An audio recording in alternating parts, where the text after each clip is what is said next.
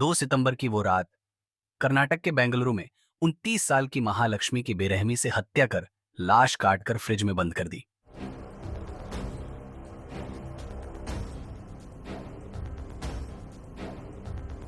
2 सितंबर 2024 की रात को कर्नाटक के बेंगलुरु का वायलिकावल इलाका, यहां एक फ्लैट पर 29 साल की सेल्सवुमन महालक्ष्मी की बेरहमी से हत्या कर दी गई थी और किसी को भी इसकी भनक तक नहीं लगी कि यहां इतनी खौफनाक वारदात हुई है।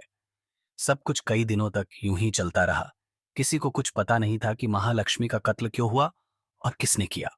फिर एक दिन युवती की मां मीना राणा अचानक से अपनी बेटी के घर आ पहुंची। दरअसल बात यह थी कि बेटी का फोन कई दिन से बंद था और उनकी बेटी का कोई अता पता नहीं था। मां के साथ अपनी बहन महालक्ष्मी से मिलने उसकी जुड़वा बहन भी वहां आई थी।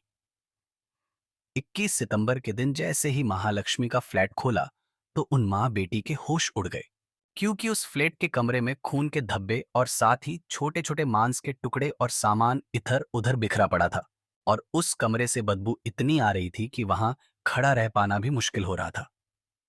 दोनों ने देखा कि खून के धब्बे फ्रिज के पास जाकर खत्म हो रहे हैं, तो उसकी मां फ्रिज के पास गई और उन्होंने जैसे ही फ्रिज का दरवाजा खोला तो बस एक चीख सी निकली, क्योंकि फ्रिज के अंदर 30 से 40 टुकड़े इंसानी लाश के पड़े थे और नीचे महालक्ष्मी का कटा हुआ सिर पड़ा था। जैसे ही लोगों ने मां बेटी की चीख सुनी तो वहां पर कई लोग आ पहुंचे और उन्होंने तुरंत पुलिस को इसकी सूचना दी। महालक्ष्मी के घर के बाहर काफी भीड़ एकत्रित हो गई थी और तभी पुलिस वहां पर आ पहुंची। पुलिस खुद उस कमरे में खड़ी नहीं हो पा रही थी, क्योंकि बदबू ही इतनी ज्यादा थी। जब फॉरेंसिक टीम को जांच के लिए बुलाया गया तो वो लोग भी इस विभत्स दृश्य को देख मानो सहम से गए। उन्होंने मदद के लिए पोस्टमार्टम हाउस से कुछ लोगों को बुलाया। फिर शुरू हुई पुलिस इन्वेस्टिगेशन। कौन था महालक्ष्मी का कातिल? हर किसी को बस यही एक जवाब चाहिए था। महालक्ष्मी की मां मीना ने पुलिस को बताया कि हम लोग मूल रूप से नेपाल के टीकापुर इलाके के रहने वाले हैं। मैं पति चरण सिंह के साथ करीब 35 साल पहले बेंगलुरु शिफ्ट हो गई थी। हम यहाँ कमाने के लिए आए थे। हमें यहाँ आकर जुड़वा बेटियां हुई थीं, जिनका नाम महालक्ष्मी और लक्ष्मी रखा था।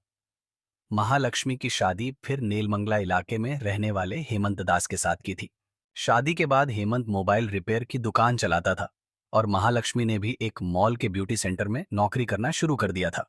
लेकिन साल 2023 में महालक्ष्मी और हेमंत के बीच दूरियां आ गई थीं, जिसकी वजह से महालक्ष्मी वायलिकवल इलाके में आकर रहने लगी थी। मैं हमेशा 15 से 20 दिन में एक बार अपनी बेटी महालक्ष्मी से मिलने जरूर आती थी, लेकिन जब उसका फोन बंद हुआ तो हमें टेंशन हो गई और मैं अपनी दूसरी बेटी के साथ उसके घर आई थी और वहां जाकर देखा तो उसकी लाश टुकड़ों में कटी पड़ी थी।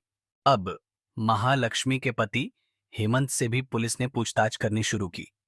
पुलिस को शक था कि कहीं इन सब के पीछे हेमंत का ही हाथ हो सकता है, क्योंकि महालक्ष्मी और उसकी आपस में बनती नहीं थी।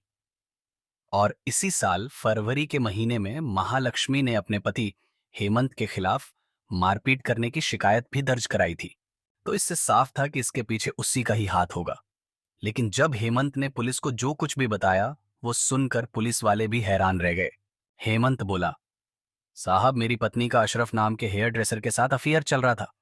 अशरफ उसे अक्सर घर से लेने और बाइक पर छोड़ने भी आया करता था, तो उसी ने महालक्ष्मी की हत्या की होगी। ये बात सुनकर अब पुलिस का पूरा फोकस अशरफ की तरफ हो गया था। अब पुलिस ने अशरफ की तलाश करनी शुरू कर दी। अशरफ बेंगलुरु में ही अपने काम पर था। पुलिस उसे पूछताछ के लिए थाने ले गई और वहां उससे लंबी पूछताछ की गई और पिछले 20 दिनों में उसकी लोकेशन, कॉल डिटेल रिकॉर्ड सभी को चेक किया गया था। और इसके बाद पुलिस ने इलाके में लगे सीसीटीवी कैमरों को चेक किया तो पता चला कि 2 सितंबर की रात को 2 लोग स्कूटी से उसके घर आए थे। हालांकि फुटेज में इन दोनों लोगों के चेहरे नहीं दिख रहे थे और जांच यूं ही चलती रही। अब तो ये बात साफ थी कि न तो हेमंत और न ही अशरफ का इस हत्याकांड में कोई हाथ है। तो आखिर वो तीसरा शख्स था कौन, जिसने इतनी बेरहमी से महालक्ष्मी का कत्ल किया था? पुलिस टीमें दिन रात इस केस की बारीकी से जांच करती रहीं और बाद में उन्हें एक सुराग हाथ लगा, जिसमें कातिल के भाई का पुलिस को पता चला। जिस कातिल की पुलिस को तलाश थी, उसका परिवार भी मुंबई में रहता है। और जब पुलिस वहां पर पहुंची तो कातिल के भाई ने पुलिस को बताया कि महालक्ष्मी के कत्ल के बाद उसके भाई ने खुद उसे ये बात बताई थी कि उसने महालक्ष्मी की हत्या कर दी है और उस कातिल का नाम था मुक्ति रंजन रॉय। आखिर ये कौन था मुक्ति रंजन रॉय और क्यों उसने महालक्ष्मी को मार डाला था? इन सभी सवालों को पुलिस जानना चाहती थी, इसलिए केस की इन्वेस्टिगेशन और तेज की गई। तब पता चला मुक्ति रंजन इस समय ओडिशा में है। पुलिस टीम अलर्ट हो गई। तभी एक और चौंकाने वाली खबर सामने आई कि 25 सितंबर को पुलिस को भद्रक शहर में मुक्ति रंजन रॉय का शव मिला है। आरोपी के पास पुलिस को एक डायरी और डेथ नोट मिली थी।